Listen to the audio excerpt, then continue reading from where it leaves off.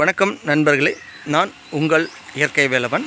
இன்றைக்கி நம்ம பார்க்கக்கூடிய ஒரு ஹெல்த் டிப்ஸ், இயற்கையுடன் இணைஞ்சு வாழ்கிறதுனால நமக்கு ஒரு நோய்கள் வராமல் முன்கூட்டி தடுக்கிறதுக்கான ஒரு முதன்மை வீட்டு வைத்திய முறை.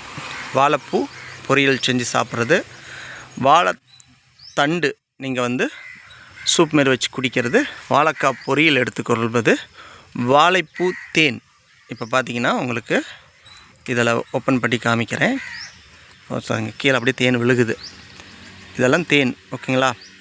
இதில் தான் தேநீர் பாருங்கதா, இது தேனுங்க. ரொம்ப நேரம் ஆயிடுச்சு, அதனால் அதோடைய தன்மை இறந்துச்சு, அப்படி ஜெல்லி மாரி இருக்கும். இந்த தேன் நம்ம சாப்பிடும்போது நமக்கு அந்தளவுக்கு ஒரு ஊட்டச்சத்தாக அமையும். பார்த்திங்களா, அதான் இதில் இருக்குது பாருங்க. இது தேன். இது அவ்வளோ சுவையாக இருக்குங்க. எறும்புகள், தேனீக்கள் எல்லாமே இது சாப்பிட ஆரம்பிச்சிக்கும். இது நமக்கு ஒரு ஊட்டச்சத்து தரக்கூடியது. அண்ட் அதேமாரி வாழைப்பூ நீங்கள் வணக்கி சாப்பிடுங்க. லாஸ்ட் எண்டில் உரிச்சிட்டு ஒரு கிழங்காக இருக்கும், அது பச்சையாக விரவத்தில் சாப்பிடுங்க.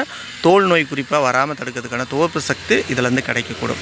அதேமாதிரி உடம்புல உள்ள உப்பு நீர், உஷ்ண நீரை வெளியேற்றுறதுக்காக ஒரு உப்பு கட்டி, நீங்கள் ஒழுங்காக தண்ணி குடிக்கல, உப்பு அதிகமாக விரும்பி சாப்பிட்றீங்களாக்கிறீங்க, உப்பு புளிப்புனா அது கிட்னியில் ஸ்டோன் ஆகிரும், அல்லது பெண்களுக்கு கர்ப்பப்பையில் ஸ்டோன் ஆகிருக்கும்.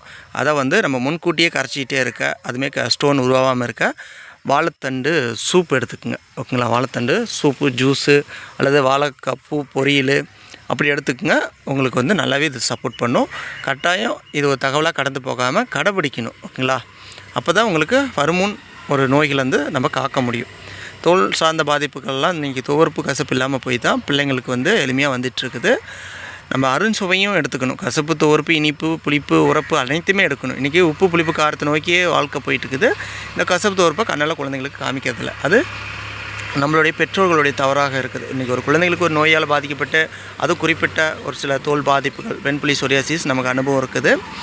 ஏன்னா நானும் அதனால் பாதிக்கப்பட்ட நபர் தான். அப்படி நீங்கள் அந்த பாதிப்பு உருவாக்கிட்டிங்கன்னா அந்த குழந்தைக்கு குணமாக்குறது ரொம்ப போராட்டமாக இருக்குது, கஷ்டமாக இருக்குது. ஏதோ சிறு வயதில் நம்ம முன்கூட்டி வராமல் தடுக்கிறது ரொம்ப எளிமை. இளம் வயதில் இருக்கிறவங்களுக்கும் எளிமை.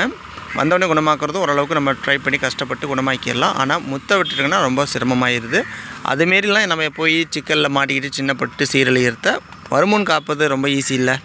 அல்லது வந்தவர்கள் உடனடியாக இதை பார்த்துட்டு இந்த பதிவுகளை சாப்பிடுங்க. நம்மளுமே பாருங்க, நல்லாவே எனக்கெல்லாம் பார்த்திங்கன்னா இந்த ஒயிட் பேச்சஸ், வெண்புள்ளிங்கிறது கை காலில் பரவிட்டு இருக்குது. காரணம் கொஞ்சம் ஒரு மாதமாக நான் கசப்பு துவர்ப்பு அவ்வளோவா எடுக்காமல், வெயிலில் நிற்காமல், வெளியே வேலைக்கு போய் வெளி ஃபுட்டு சாப்பிட்டுட்டு தூக்கம் கட்டுக்கிட்டு ரொம்ப பரவிட்டுக்கிட்டேன். பார்த்திங்கன்னா தெரியும் எந்த அளவுக்கு பரவிடுச்சுன்னு சொல்லி.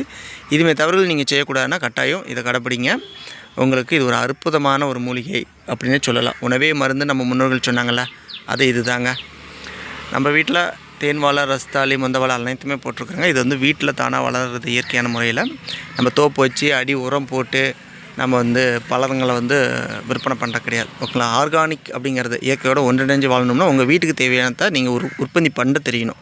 இடம் இருக்கும் பட்சத்தில், இடம் இருக்காத பட்சத்தில் ஓகே, கிராமத்தில் போய் விவசாயிட்டேருந்து பெற்றுக்கொள்ளுங்கள். இது ஒரு அற்புதமான ஒரு தகவலுங்கிறத தெரிஞ்சுக்குங்க. ஓகே ஃப்ரெண்ட்ஸ், நம்ம மீண்டும் அடுத்த ஒரு ஹெல்த் டிப்ஸில் நான் சந்திக்கிறேன். அது வரையும் விடைபெறுவது நான் உங்கள் விவி. நன்றி, வணக்கம்.